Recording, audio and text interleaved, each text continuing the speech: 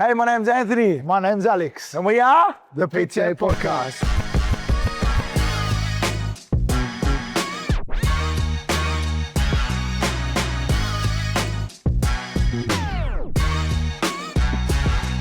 All right, today's topic is a fun one.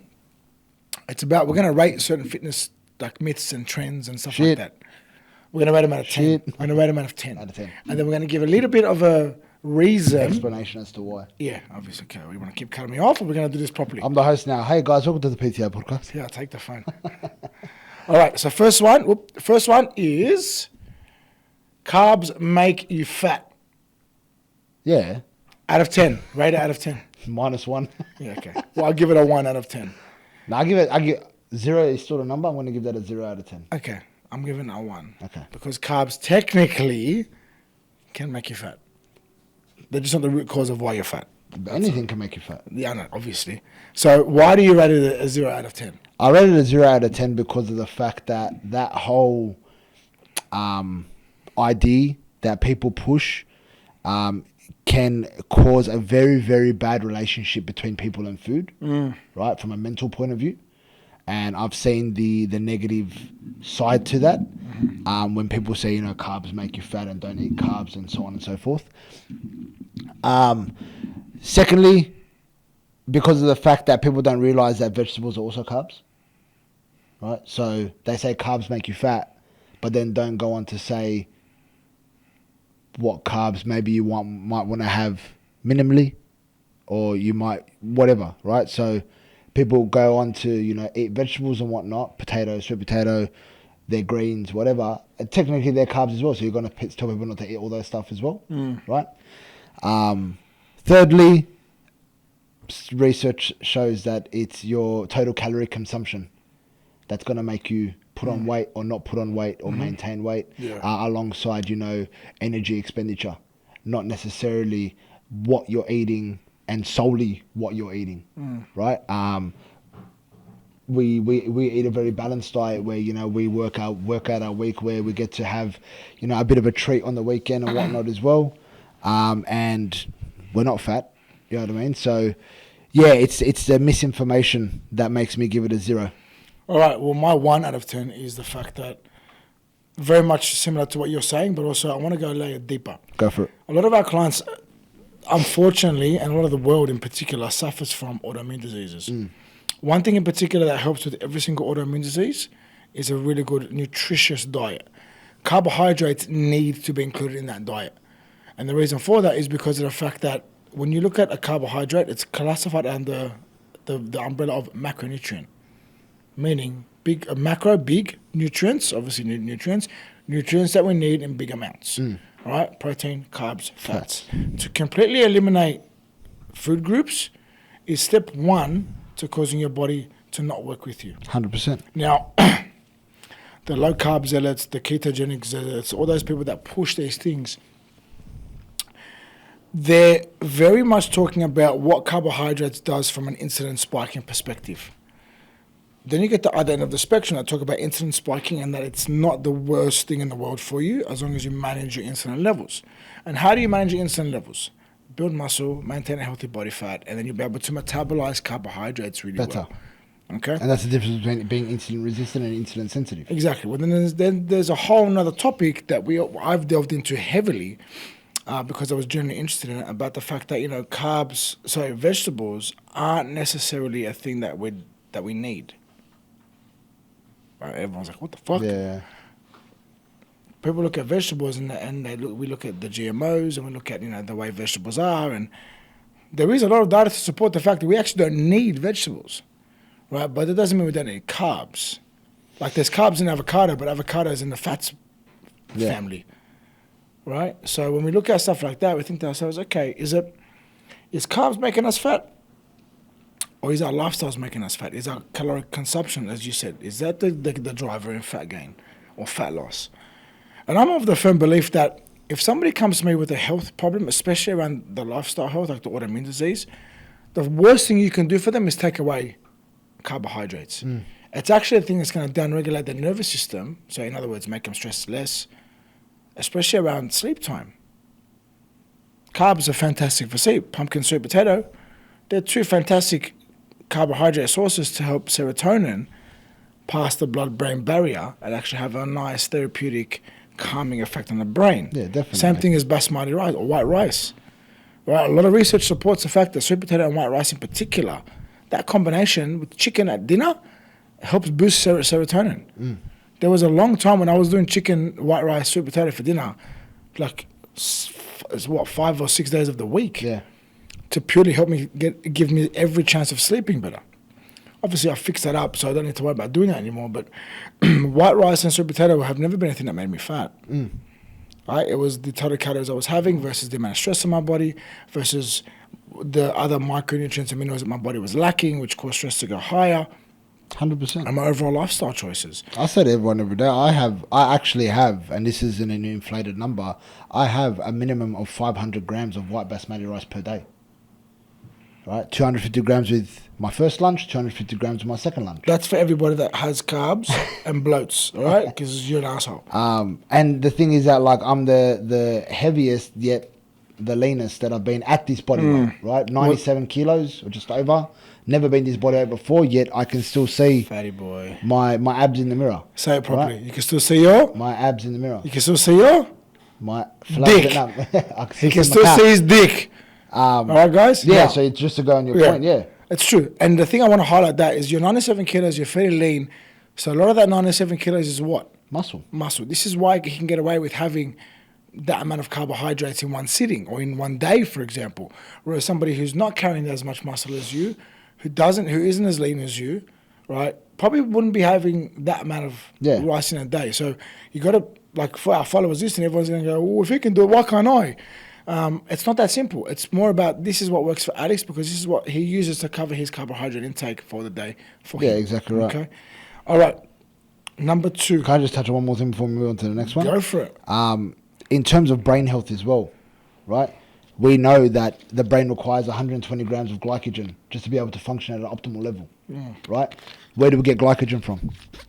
Eating carbohydrates, right? So depriving your body of carbs is depriving your brain of the number one fuel source that it needs to actually function. This is why people that are on, a very low carb diet or on keto, they end up experiencing large amounts of brain fog, right? Their body may slowly adapt to that, but essentially you're not giving your brain what it needs or what it wants. Yeah. Right? Can I? Yeah, go for it. You? A little Go bit? ahead. Me. So there's a lot of research today that talks about ketogenic diets and a positive impact it has on the brain. And the reason for that is because a large proportion of the brain is fat. So it needs fats to function well. 100%. So it needs the 120 grams of glucose or glycogen, yes, but it also needs fats, right? Yeah, not disregarding that. Yeah, but so it does require a large element of that glycogen to function as well. So it's more for energy, right? It's more for energy. So look at carbs and glycogen, glucose. It's just energy, right? So it works well when it has that energy. So if you're taking away an entire food group, you're taking away the body's preferred source of fuel, right? Does not know how to work with fuel anymore. It just takes time to transition over. Make sense? So in my opinion, and I think you're the same, don't cut the carbs, manage the carbs. Because of the role that they play. Yeah, 100%. Especially with things like brain health. But also, just while we're on that topic, it's very, very important to make sure you have good sources of omega-3 fats, right? And really make sure that you use and have some kind of olive oil in your day because of the polyphenols, which impacts the brain in such a positive way. Yeah, 100%. Because if you don't, you're starving the brain of an essential nutrient that it actually needs and of the fuel that it likes to use. Right, exactly right. And so this is why then there needs to be that balanced approach with your macro and micronutrients. Preferably, obviously, your macronutrients. So you aren't starving your body and your brain and every other organ in your body that needs that fuel to be able to function at an optimal level. 100%. Right? The body needs fats. The body needs carbs. The body needs protein. It doesn't need to be deprived of one or the other. And if it starts to get deprived of one or the other, it may, take time to transition and be able to still work. But essentially, you're not giving it what it prefers, though. Yeah. You're giving it what you think is better, which necessarily isn't correct. Look, it all depends on the type of person that is starting this journey. I'm talking very broad at the moment as Yeah, well, so right? what I'm going to say is this before we move to the next one, because we could do a whole hour on this topic alone. Yeah, badly. What we look at when we look at somebody who's sitting in front of us is, first and foremost, how can we downregulate their nervous system so they can be able to just go into more of a healing state? And this is where the topic of, or the subject of nutrition as an intervention is really, really important to understand. Because if you don't give it the respect that it needs and really understand what's right for the person, irrespective of what they feel is good for them, right? Because a lot of the clients go, I don't feel like this is the right thing for me. And I say, well, what makes you feel that way?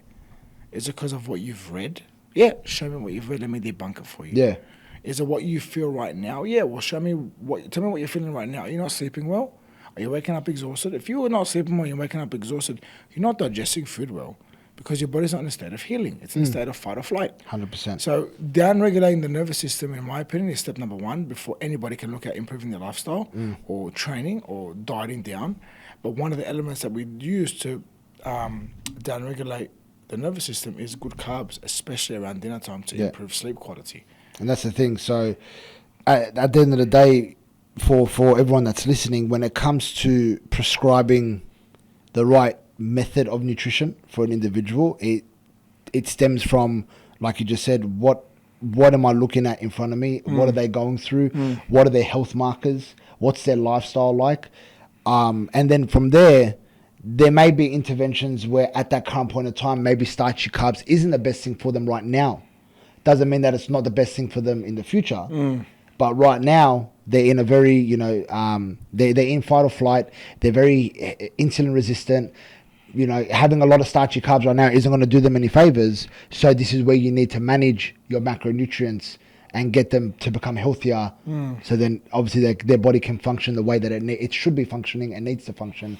And then you go from there. And it's like a step-by-step, like you said. Well, best thing to do is this with somebody. Get it when they first start with us, get a food diary, right? So let's write down everything they're having, and then we go away, we do the homework, right? And the homework is understanding the protein, carb, fat, calorie count in every single meal of their day and in their entire day. So the more days they give us, the better.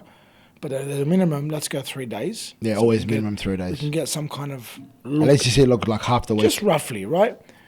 Then we have a set target that we want them to have with protein, carbs, fats, calories. And then we reflect on what they've given us. And we say, look, this is where you're at. This is all the carbs, fats, protein, calories you're giving us. This is where we need to get you. And this is how we're going to do it. Yeah. So you take control of that whole situation because clearly the person's come to you because they're not doing things Yeah, right. exactly right. So in that conversation, it isn't about don't have any more carbs in it because you've had so many here. It's like, no, this is the amount of carbs you need to have. Exactly. And these are the sources we're going to get it from. Exactly. And this is how it's going to work for you moving forward. Certain method for a certain person at a certain point in time. Exactly right. Good man. All right. Point number 2. You have to train 6 to 7 days a week to get results. Cuz, do you want to get jacked? No jokes. Out of 10, rate it. I'm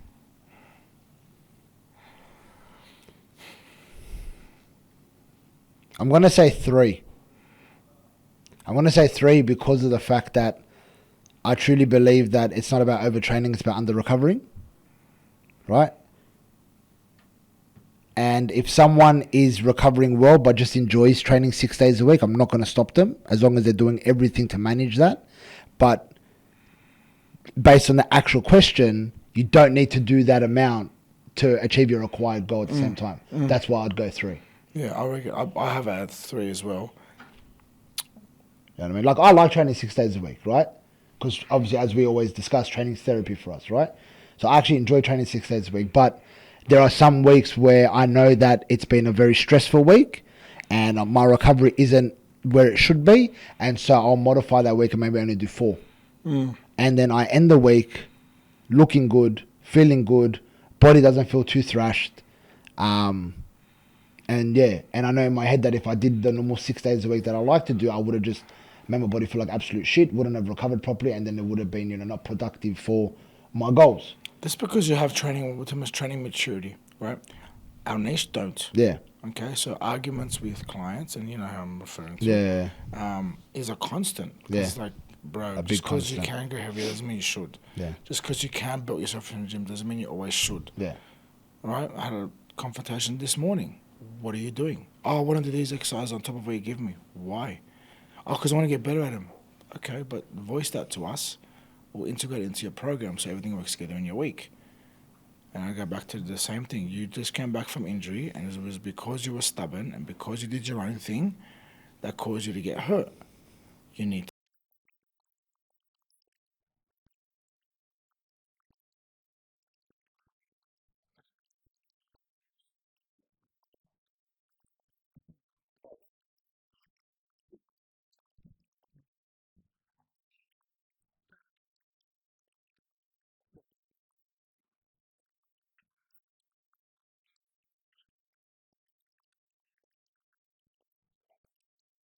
trust us. I know your end goal. I know what that looks like for you. I know what you want.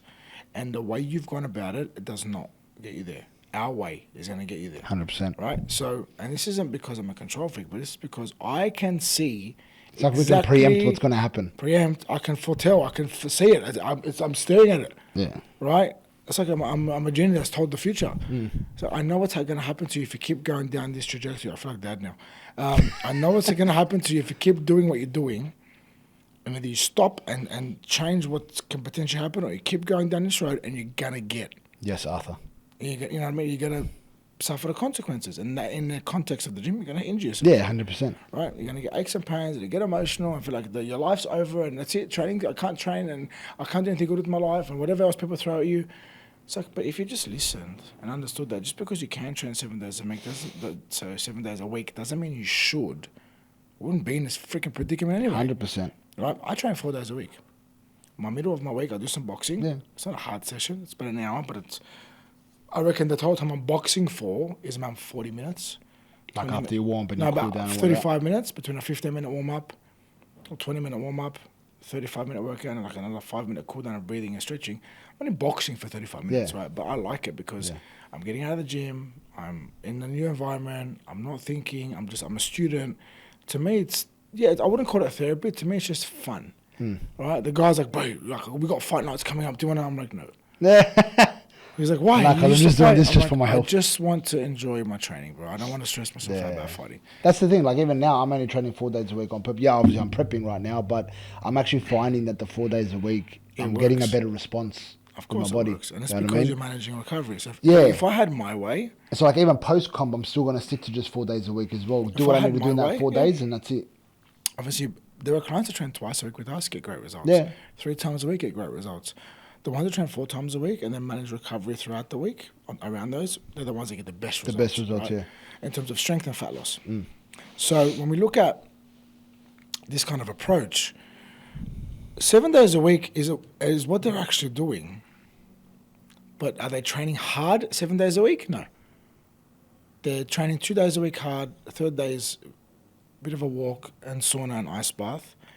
Fourth and fifth day is 2 days in a row hard, and then the weekend is get outside for a walk or come to the gym and do like some walking and some sauna, right? It's not Monday hard, Tuesday hard, Wednesday hard, Thursday hard, Friday hard, Saturday hard, rest Sunday, repeat. That's not enough recovery, and that's not a good long-term strategy for somebody who wants results, right? And the same thing, I had somebody doing RDOs this morning, right? Barbell RDOs, 70 kilos was on the program. But I looked at the bar, I'm like, why have you got 80 kilos? 70 kilos for like nothing. I'm like, I didn't give a fuck what it felt like. Leave it at 70 kilos. Why'd you jump up 10 kilos without telling me? Because it felt like nothing. I said, but this is week 1 of your program. You do understand that the first week is always a bit of a sub-maximal week on purpose. Now we're going to get closer to working towards higher percentages because of what we term as progressive overload. I said, but just because you can do 80 kilos doesn't mean you should do 80 kilos. Why didn't you just keep it at 70? And they're like, oh, okay. When you hurt yourself, when you injure yourself, do me a favor, don't come crying to me. Because you've caused this. If you just listen to what we tell you to do and stick to the program, you're going to be fine because we're managing everything for you. There's a lot of thought that goes into the programs that we put together and the numbers and the reps and the sets. Right? So when I'm looking at RPE 8, 9, most of the time we're looking at RPE 7, 8. Yeah. Sometimes 6, depending on the person. Right? And we're not trying to get them to over-fatigue themselves because what's the goal? 2 goals, in my opinion. Longevity and health improvement. Because we're dealing with the everyday person. We're not dealing with the people who are highly sports-specific athlete. stressed. I don't care what age they're coming to us at. They're all highly stressed, highly 100%. stressed. So belting them in the gym is not going to help that. No, it's going to have a gonna negative make it worse. Yeah, impact on them. exactly right. All right, next one. Fat burners actually burn fat. -1. I reckon minus 10 out of 10. The only thing, I'm just going to say one thing before you start. Go. The only thing that fat burners burn is your cash. Yeah. They do fuck 100%. all. 100%. Your body, like, your body already has. I've got a list now. Your body already has. I know, your body already has, because I'm thinking about saying the word before I even said it. Your body already has the process of thermogenesis, right? Big word. What does that mean? Well, pretty much the act of burning energy through either digestion or through body temperature. Okay, Right? he listens to him. And so, like, when I see a fat burner and on it has thermogenic effect, I'm like, your body already does that, but so like, what? Just because it's got green tea extract and something else that no one's ever heard of before, and like this other extract and mango extract, and that, like, Look, it those doesn't make things- sense. They're great, but like in the sense of being a fat burner, right? All it's doing is green tea extract is just another hit of caffeine, Yeah. right? And mango extract is just they use it as a way to make your body's improve your body's thermogenesis as well. All those things, like your body knows how to do that. Like when your body's digesting food, it's burning calories. Like we know that fat loss stems from calories in versus calories out.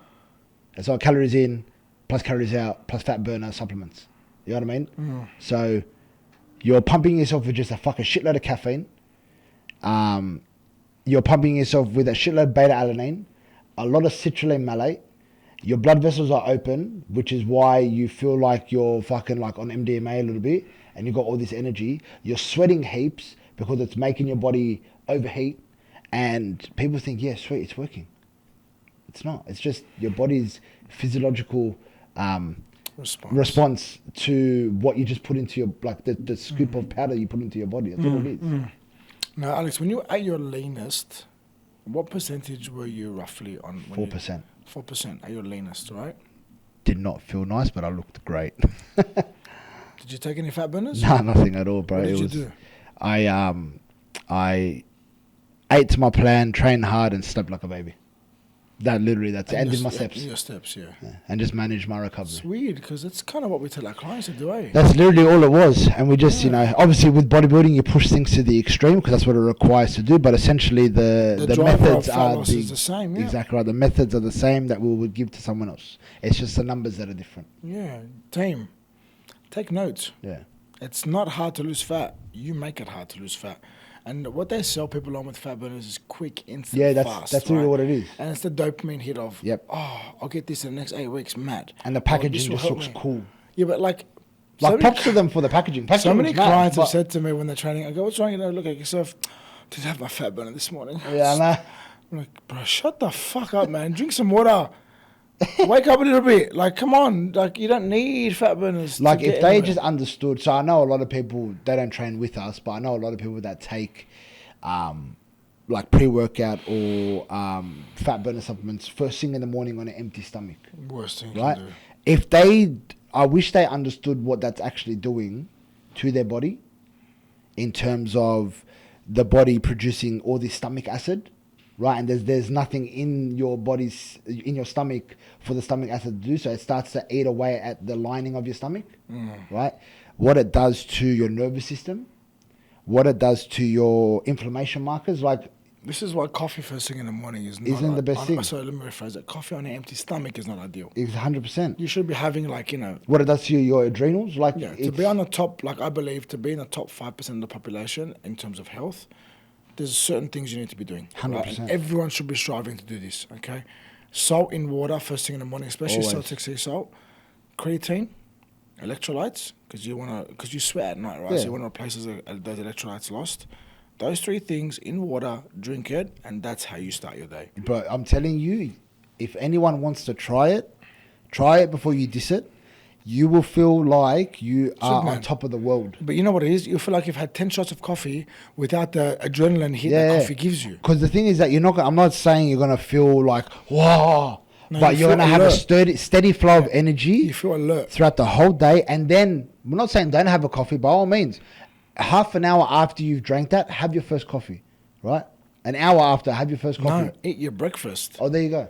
And then even after that, have your coffee. Don't have coffee around food because it fucks the digestion of food. Yeah, true. Right? And true. don't have coffee on an empty stomach. If you need a pre-workout to train, okay, and this is for the women, especially the women that are in menopause or 40 and above, if you do fasted cardio, if you train on an empty stomach, if you have coffee first thing in the morning, then go and work out because you think it's going to help you burn body fat, you're doing yourself a huge disservice. Argue it all you like. At the very least, pump the creatine, electrolytes, salt in maybe 400 mils of water, mix it and drink it at the very least, or go and buy a protein powder that's good quality, drink that before you go and train. Yep. Because what you're doing to yourself, especially from a nervous system, adrenals point of view, is a huge disservice, right? Because you're literally eating away at the thing you're trying to preserve, which is your muscle, because you need to burn through glycogen, which is in the muscle, for energy, right? Don't tell me that I can't eat in the morning. You can have something in the morning. People that say stuff like that, it's because you've created the habit. 100%. Right, and so what you need to do is you need to break that habit, and you're going to go through an uncomfortable period when it comes to breaking a habit Well, you know like what I that. do when I train that early in the morning, right? And it's hard, but I'd get those little pouches of yogurt with the high protein fucking yogurt. I just do those in the morning when I'm driving. If I train at 4 o'clock in the morning, because some mornings I do before I start work at 4:30, I'll do that on the way to the gym, and I'll have it, and I think to myself, oh, I'm mad.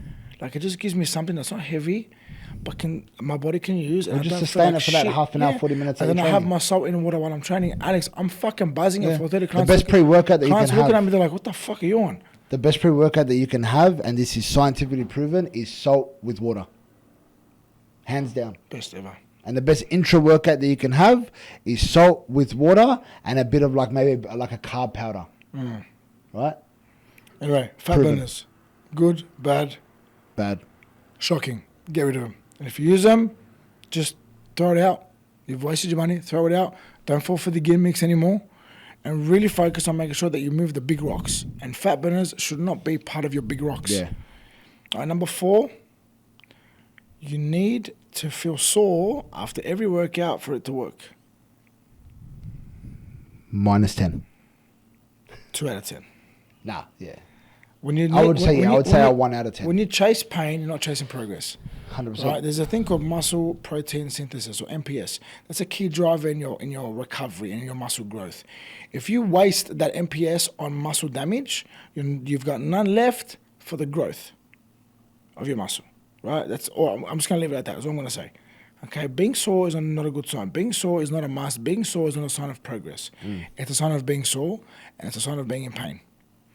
Which means that you're doing one of two things. You're not recovering well enough, so you can look at the way in which you recover, or you're just doing too much for your body to manage. And you need to incorporate either lighter days or rest days, or which are most active recovery days, or days where you don't do any exercise at all, and you just get in the sauna and let yourself recover. Or That's days it. where you just fucking eat well, drink well, sleep a little bit longer, and wake up feeling better. That's it. There's nothing wrong with that. Right? Because if you keep waking up in pain, and then it affects and impacts how you move with your training, you know what you can open the door to? Injury, yeah, because you're not able to move well, or the way you should, especially under a barbell. I always say to everyone, DOMS, delayed onset of muscle soreness, isn't a sign of a good workout. All that is a physiological response to training and not recovering properly. Because at the end of the day, when you train, specifically resistance training, you're causing micro tears in your muscle fibers. And when you experience DOMS, it's just, at the end of the day, when you tear a muscle, it hurts. It's all it is. Those micro tears. There's going to be a bit of pain and inflammation that comes from them. It might, in my opinion, when you start a new program or start a program, maybe on the first week, you might have a bit of muscle soreness because your body's adapting to, a new stimulus, right? However, it shouldn't last longer than, again, in my opinion, 2 to 3 days on the first week of a new program. If you're constantly sore and let's give the example of training legs, and every week that you've trained legs, you can't sit on the toilet properly, that's not a good thing, right? You're not allowing yourself to progress. Because imagine, and I've had this before, where you're so fucking sore after training legs, and then you go to deadlift 3 days later, and you can't even get into position properly, right? So yeah, going over everything that Anthony said, 100% spot on. All right, last one. Cardio is the best way to lose body fat. What number do I want to give this? Going off the actual statement, I give it a 3 out of 10. yeah, I was going to say 4. Cardio is a great tool to use, but it is not the best way to lose body Yeah, fat. that's right? it. That's it. That's what I mean. Like, You can't outrun a shit diet, one. Don't You get can't definitely. outrun no muscle, two. You can definitely lose weight on the treadmill if Yeah. that's all you do, right? But what happens to your physique? There's a thing called skinny fat, which is not healthy, right? Women who are skinny, but their skin isn't tight, right? And it's because they have no muscle. Yeah. So what people need to understand is that you need to be doing cardio for one of two things: to consistently allow for energy to be burnt throughout the day and week, and number two, for heart health. That's about it. and I want to stress, there is a connotation around cardio where the moment you hear cardio, people just automatically associate the word cardio, with high intensity training where you're sweating hard and running on. It's like sprinting on a treadmill or doing all this stuff. Like, that's not necessarily, that's the one aspect of cardio, one form of cardio, but that's not necessarily That's the cardio that they see you doing on the treadmill in those videos. That's Yeah, okay. in my professional opinion, the best form of cardio is going for a walk. Incline walk. Best. And again, research shows you'll burn more calories doing 10,000 steps a day than you will doing a 1 hour HIIT workout where you walk out crawling and feel like you want to vomit, right? If you want to make your fat loss as efficient as possible, you want to manage stress as best as possible. Mm-hmm. One great way to manage stress is walking. You're going to, and it's termed as low intensity steady state cardio, right? Lease. Where we burn energy, but we do it in a manner that doesn't stress the body out, right? So this is why we're so big on steps. I want to lose 5% body fat. Awesome. How many steps are you doing? 2,000 a day. Sweet. Up into 7,000 first. Let's go from there. What about my diet? What about your diet? What about this fat burn arm ball? And that's the thing. So people need to understand, I'm going to be a record player again, the basics always win. They always do. Do the basics right. One of them being your steps. Go for a walk. Do a half an... If you're not doing anything at all in terms of walking or steps, start with a 20-minute walk a day. You know, Do that for a month. There was a study done on somebody who had severe weight loss problems, so to speak, and they were carrying a lot of body fat. And what this individual did was so against the grain of what we're designed to do. We think, you got to diet down, you can't eat anything, and you got to train for hours a day to lose the weight because you're really big. What he did was he walked with a weight vest on, a 10-kilo weight vest, every day for 30 minutes. Number one. He ended up clocking in his whole day about 8 to 10,000 steps, anywhere between those two. He ate at baseline calories or maintenance calories, and he focused on sleeping 8 hours a day, and he hydrated with 4 liters of water. You know how much fat he lost in 16 weeks? I can imagine. He was a new person. It was absolutely remarkable. It was because he kept moving high. He forced his body to adapt with the weight vest, and then as the weeks went on, he pushed his steps up more and more. So he started at like 6,000 and finished at like 10 or 12. But he ate at maintenance, managed his stress well, slept well, hydrated well, and his body just responded. Yeah. And that just showed me, I was like, fuck, it's that simple. Yeah, literally. It can be that simple for some people. Like right? you just said, what's the lean say you got to? 4% body fat. How did you get there? I just nailed the basics really well. Like, really, really well. Very true. And towards the end of your prep and like closer to your comp, because you were so low in calories, you were actually getting sore. Yeah, 100%. But that's the extremities of bodybuilding. Al, thank you for this one. It was a good Hope you episode, enjoyed man. that, team. Hope you enjoyed that. Don't forget, like and subscribe to us on YouTube and Spotify. Have a good day. Thank you. Nice.